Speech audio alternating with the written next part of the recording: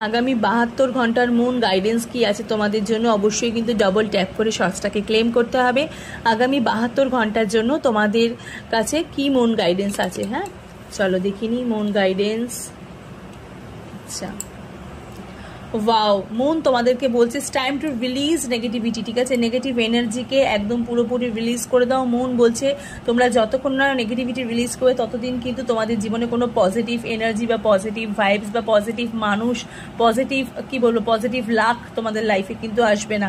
অবশ্যই কিন্তু তোমাদের লাক তোমাদের ফেভার করবে। It's time to release negativity. Full moon Scorpio, একদম নেগেটিভিটিকে তোমাদের রিলিজ করতে হবে। তার সাথে সাথে আমি এখানে দেখতে পাচ্ছি ইমোশনস আর রানিং হাই। ঠিক আছে, প্রচুর ইমোশনাল তোমরা এবং ইমোশনসকে খুব হাই করে রেখেছো। এই টাইমটাই কিন্তু একদম সঠিক সময় সুপার সুপার সুপার ভাবে নিজেকে প্রেজেন্ট করা। ঠিক আছে, সুপার মনের এনার্জি। তো কি করবে, অবশ্যই কিন্তু মহাদেবের নাম নিয়ে একটা ক্লেম করে যেও। God bless you.